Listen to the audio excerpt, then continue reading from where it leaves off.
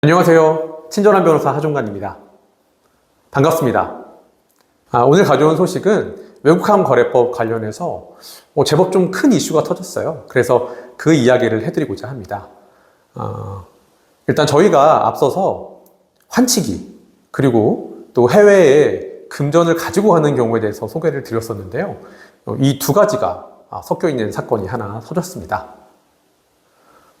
아마 여러분들께서도 뉴스를 통해서 접하셨을 걸로 보이는데요. 이 대북 송금 관련된 큰 사건이 있었죠. 그 사건에 대한 판결이 있었습니다. 이 사건 내용은 경기도 전 부지사 그리고 쌍방울 전 회장이었던 김성태 씨가 800만 달러를 북한에 송금했고 그 과정에서 외국함 거래법을 위반했다라는 사항입니다. 굉장히 큰 금액을 북한에 송금했다. 그리고 그 건은 외국함 거래법 위반이다 라는 사안으로 기소가 됐었는데요. 이에 대해서 법원에서는 이 800만 달러 가운데 일부인 394만 달러, 394만 달러에 대해서만 유죄를 인정하고 나머지 금액에 대해서는 무죄를 선고한 그런 사건입니다. 송금된 금원이 내용이 크게 두 가지로 나눠지는 것 같습니다. 하나는 그 스마트팜 조성을 하는데 지원하는 비용, 그것이 한 500만 달러라고 책정이 된 것 같고요. 그리고 300만 달러는 경기도 지사가 북한을 방문하는 데 필요한 거마비 목적이었다고 그렇게 알려져 있습니다. 800만 달러 가운데 394만 달러라는 일부만이 이제 인정이 됐는데 그 이유를 저 역시 판례를 통해서, 판결문을 통해서 확인한 것은 아니고요. 뉴스를 통해서 확인한 내용에 기초해서 여러분께 도대체 왜 일부만 유죄가 되었을까? 그리고 일부는 왜 무죄가 되었을까라는 점을 말씀드리고자 합니다. 지금 이 검찰에서 기소를 한 것, 그러니까 법원에서는 검찰에서 기소한 내용에 기초해서 범죄의 유무를 판단하게 됩니다. 그런데 검찰에서는 이 800만 달러에 대해서 돈이 밀반출됐다라는 명목으로만 기소를 한 게 아닐까 추정이 됩니다. 그런데 실제로 이 금액 가운데 일부는 이 쌍방울 그 회사 임직원들이 자신들의 책이라던가 아니면은 어떤 소지품 가운데 숨겨서 해외로 가져갔던 것이 확인이 됐던 걸로 보여요. 그래서 이 부분에 대해서는 밀반출 혐의가 인정이 된 것이죠. 환치기라고 하는 행위는 불법이 맞고요.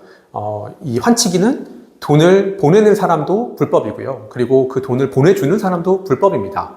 그런데 이 사건에서 이 환치기에 대해서 무죄가 선고됐다. 왜 그럴까? 저 역시 추정이긴 합니다만 검찰에서 406만 달러에 대해서는 환치기로서 기소를 하지 않은 걸로 보입니다. 즉 800만 달러 전체를 외화 밀반출을 했다라는 것으로 기소를 했고요. 이 가운데 구체적인 행위에 따라서 이 부분은 밀반출, 이 부분은 환치기라는 것으로 좀 구분을 해서 기소를 했더라면 유죄가 선고될 수도 있었을 것으로 보이는데 아마 그 부분을 간과하고 전액을 밀반출로 기소를 했던 게 아닐까라고 일단 보여집니다. 환치기라고 하는 것은요, 밀반출하고는 굉장히 성격이 다릅니다. 밀반출은 이 돈을 직접 소지해서 가지고 나가는 것을 가리키는 것이고요. 환치기는 사실 밀반출할 필요가 없습니다. 그러니까 가지고 나갈 필요가 없습니다. 왜냐하면 우리나라에서의 거래, 그리고 그 나라의 거래, 이것만 있으면은 돈이 옮겨지는 것이기 때문에 돈을 실제로 가지고 갈 이유가 전혀 없는 것이죠. 그러니까 결국 어떠한 금원이 해외로 옮겨진다라고 하는 것에서는 동일한 부분이 있지만 실제로 돈을 가지고 가느냐, 그렇지 않고 그에 상당한 대가를 줌으로써 현지에서 돈이 옮겨지느냐라고 하는 차이가 있는 것이죠. 밀반출 그리고 환치기 모두 다 외국함 거래법에 규정이 돼 있고 이러한 행위를 금지하고 있습니다. 특히나 이 환치기 같은 경우에는 이러한 행위를 한 사람에 대해서 원래는 이런 돈을 옮길 때는 은행과 같은 외국한 업무 취급기관을 통해서 옮겨야 되는데 그렇지 않을 경우에 신고하도록 하고 있거든요.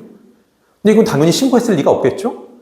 그렇게 옮겼기 때문에 이 행위는 유죄다라고 할 수가 있었고요. 또 하나는 제3자 지급 등이라고 하는 또 신고가 있습니다. 무슨 말이냐면 실제로는 한국에서 해외로 돈을 보냈는데 이 사안에서는 한국에서 어떤 요청을 받은 사람에 의해서 다른 제3자가 돈을 보냈겠죠.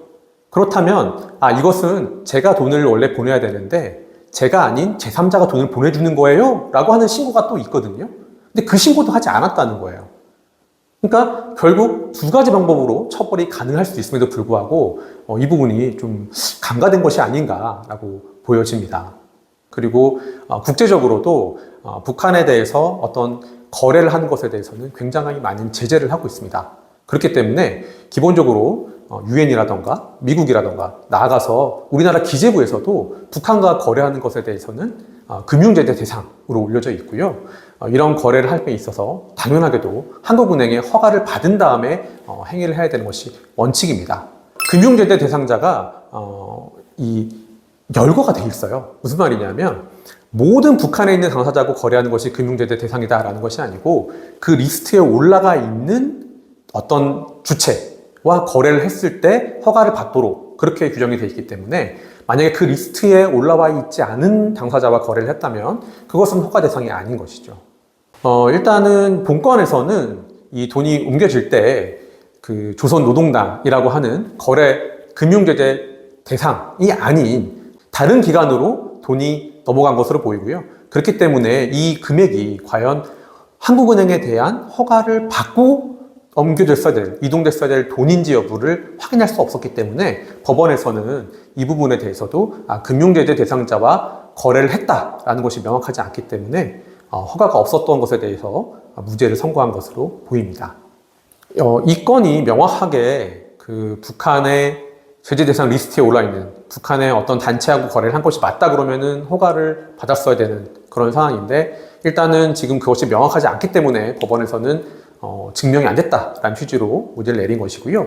그리고 이런 행위가 지금 저희가 말씀드리는 부분은 다른 법률들에서 당연히 제재할 가능성도 있습니다.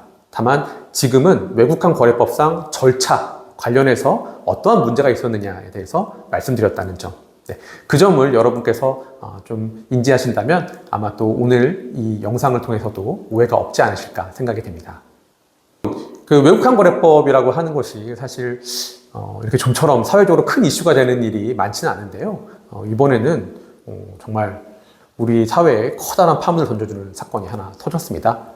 그래서 이렇게 어떻게 보면 조금 너무나 핫한 이슈임에도 불구하고 또 아직 재판이 진행 중이기 때문에 확정되지 않은 사안이라서 추후에는 또 어떤 다른 사항이 발생될 수도 있을 것 같습니다. 따라서 만약에 이 사건이 향후에 또 다른 2심, 3심 법원의 판결에 따라서 다른 내용이 또 나온다면은 그 부분에 대해서도 여러분들께 소개해 드리도록 하겠습니다. 자, 굉장히 커다란 이슈가 있었던 이번 주, 이번 영상은 이걸로 마치도록 하겠고요. 우리는 다음 주에 또 만나요.